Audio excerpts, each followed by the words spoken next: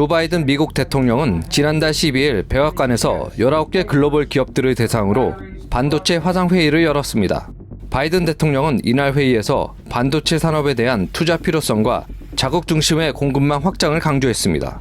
전문가들은 한미 정상회담에서 한미 간 반도체 협력이 주요 의제로 논의될 것을 전망하고 있습니다.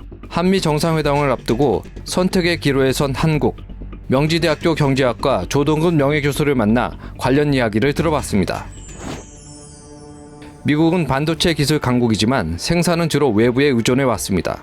반도체 산업협회에 따르면 세계 반도체 제조 분야의 미국 점유율은 1990년 37%에서 현재 12%로 떨어졌습니다.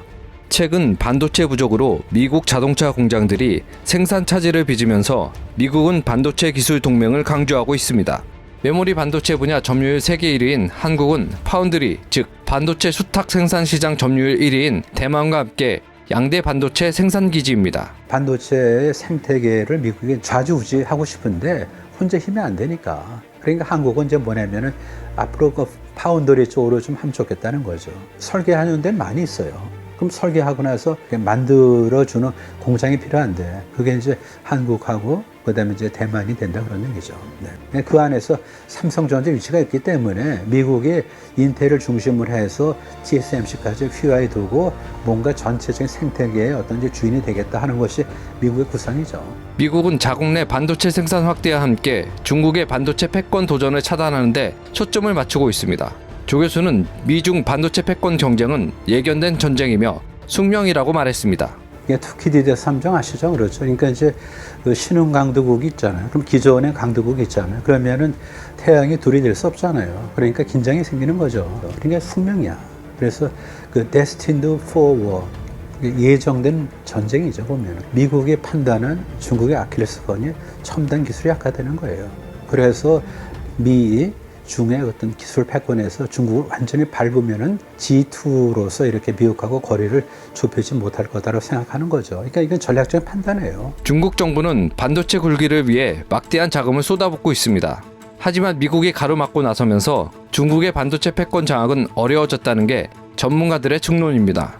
조 교수는 반도체 원천 기술 대부분은 미국이 보유하고 있어 중국은 상대가 되지 않는다고 주장했습니다.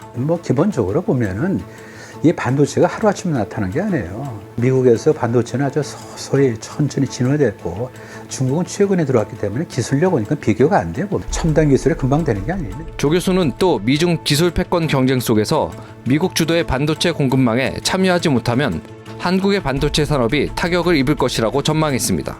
반도체는 서플라이 체인 또는 밸류 체인 그런 얘기를 하죠. 경제학에서. 거기에 합류하는 게 좋아요. 그게 만약에 거기서 이탈되면은 TSMC로 몰아줄 겁니다. 그러면은 한국은요, 먹거리가 없어요. 먹거리가.